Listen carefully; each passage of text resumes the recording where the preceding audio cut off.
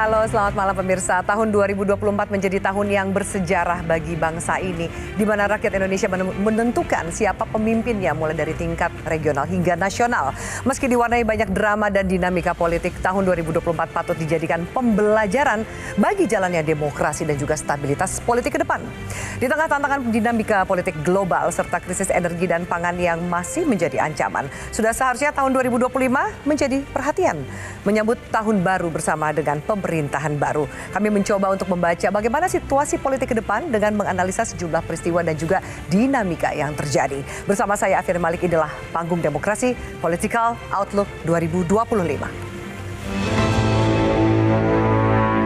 Langsung saya perkenalkan narasumber yang luar biasa yang sudah bersama saya di studio pada malam hari ini. Satu lagi kami hadirkan pakar hukum pidana Profesor Topo Santoso. Prof. Topo, selamat malam. Selamat malam. Terima kasih Bapak sudah hadir. Kita bahas mengenai Political Outlook 2025. Membaca situasi tahun politik di 2024. Bahwa faktor situasi global ini juga menentukan bagaimana dinamika yang terjadi di dalam negeri. Bagaimana dengan kepastian dari hukum dan lain-lain. Itu penting sekali untuk menjaga dinamika politik dan juga investasi. Soal isu korupsi dalam program-program yang disampaikan pemerintah.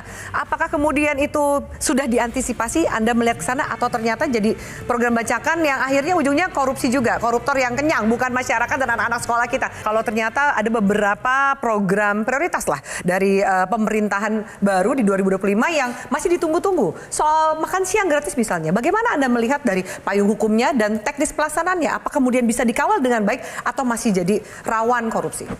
Iya, pertama kalau soal kebijakan, oke lah itu kita sudah ini ya. Oke, sebagian terima, sebagian masih kritik, oke.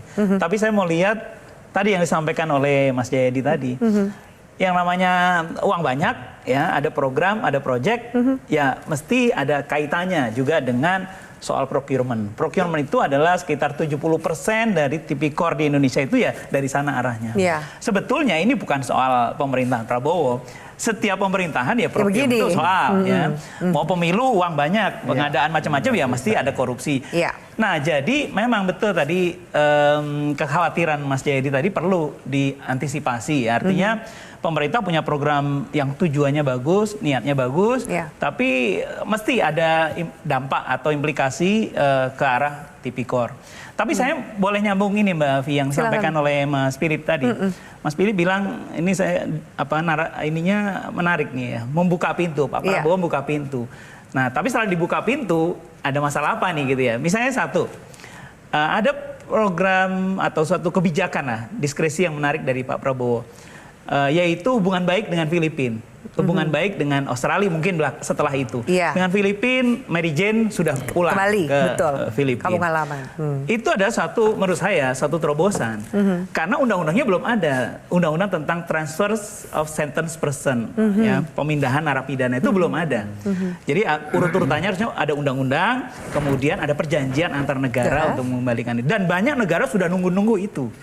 Banyak, karena mereka ingin mengembalikan narapidananya yang ada di Indonesia untuk ke negaranya. Sebaliknya banyak negara yang sudah banyak orang Indonesia misalnya di Malaysia ingin sudah dipulangin gitu kan, terlalu banyak di negara itu yang membebani juga di Malaysia dan negara lain. Nah itu belum ada dan kemudian Pak Prabowo membuat satu terobosan lah, yaitu memulangkan Mary Jane.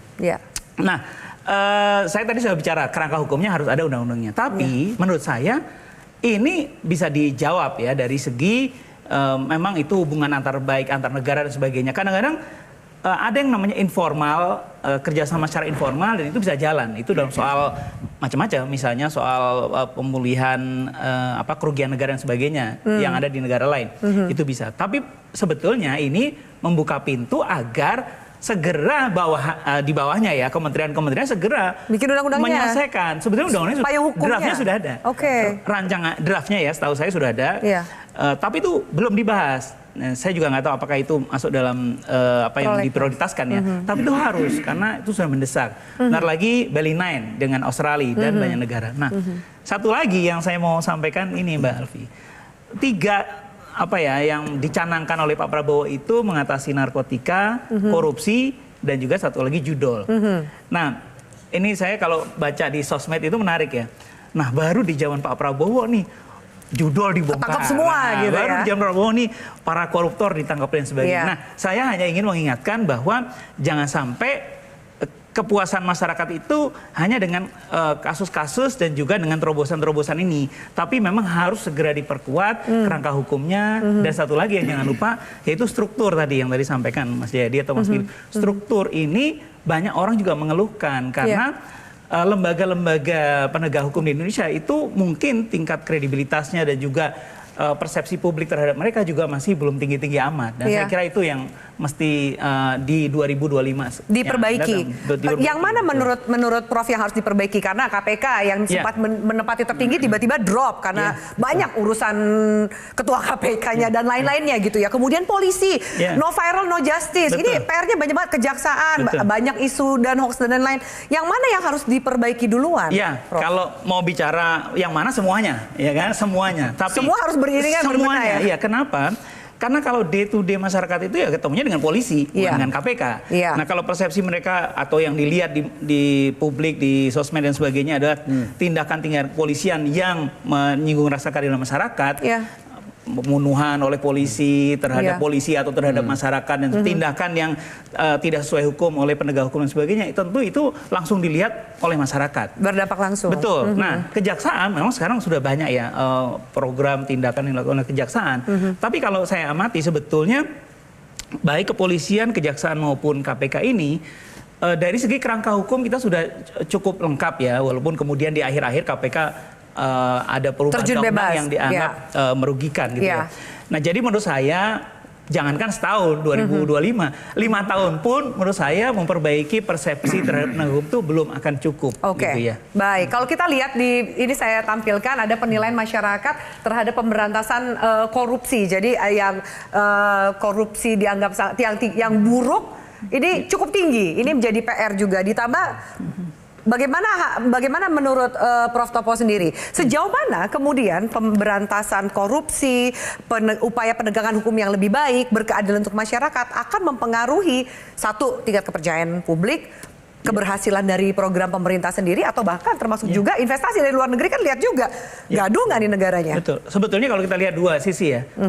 Orang luar melihat tingkat korupsi Indonesia itu tinggi, persepsinya susah dinaikkan. Mau calon presiden manapun itu susah naik, satu strip aja susah gitu ya. Nah, jadi saya terus terang saya ingin optimis ya. Saya ingin optimis, saya berharap membaik, tapi dari angka-angka selama beberapa tahun terakhir ini yang sulit meningkatkan persepsi orang terhadap tingkat korupsi Indonesia. Masyarakat gimana? Masyarakat itu yang dilihat adalah bukan korupsi yang besar-besar saja, tapi juga petty corruption. Mereka mengurus apa-apa, masih ada uang, pungli masih jalan pungli dan gitu sebagainya. Itu juga membuat persepsi masyarakat terhadap penegakan korupsi juga masih rendah.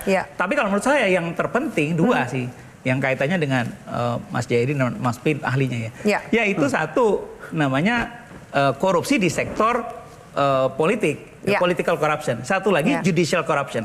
Jadi kalau korupsi judicial, entah di kepolisian, kejaksaan, pengadilan, itu masih besar, masih sulit saya kira dalam jangankan 1 tahun ya, sekali lagi dalam 5 tahun pun sulit. RUU perampasan aset yang digaungkan bisa menjadi sebuah pil yang efektif. Ini kan nggak masuk prolegnas, mundur bertahun-tahun. Bagaimana Anda lihat political will dari pembuat kebijakan sejauh ini? Sebut bagus, ada RUU itu bagus ya. Tapi kalau jadi R terus ya, kapan jadi undang-undangnya? Tapi gini Mbak Afi ya, jangan sampai masyarakat itu misleading dengan RUU ini. Jadi saya pernah baca di sosmed juga, masyarakat bilang itu sih belum ada undang-undang perampasan aset. Kalau ada udah disikat semua. Nah, ini kelirunya. Karena RUU perampasan aset itu tidak bicara mengenai conviction based asset recovery, tapi non conviction based.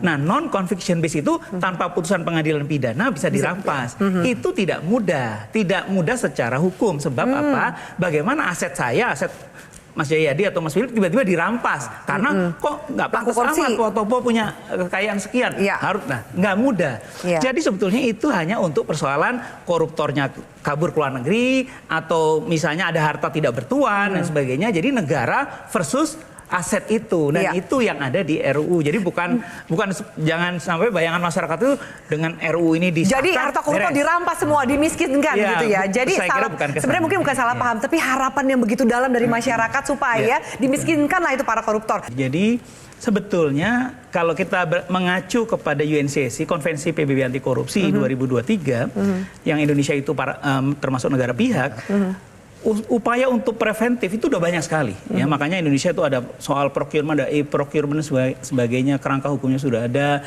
Kita juga melarang dan juga memidana pencucian uang dan sebagainya. Sebenarnya sudah banyak ya.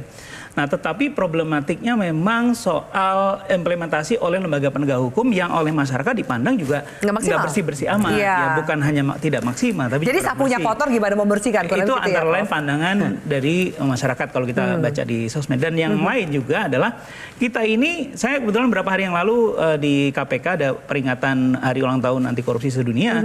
Itu pimpinan KPK mengatakan bahwa kita fokusnya jangan hanya RUU perampasan aset itu penting, tapi juga yang penting kita 25 tahun punya Undang-Undang Tipikor yang kebetulan saya ikut merumuskan dulu ya. Undang-Undang Tipikor 3199 yang sudah diubah dengan di tahun 2001 itu sudah berusia lebih dari 25 tahun. 25 tahun dan hanya beberapa kali dikoreksi oleh MK, tetapi sebetulnya di dalamnya itu ada beberapa hal yang harus dievaluasi. Sudah 25 tahun nih. Harus diperbarui dengan kondisi. Jadi selain soal kerangka hukumnya, tadi termasuk juga RUU perampasan aset, juga yang menurut saya paling penting adalah soal budaya anti korupsi jangan di masyarakat saja, tapi juga di lembaga-lembaga penegak hukum. Itu menurut saya yang paling penting. Itu yang paling signifikan. Iya, baik.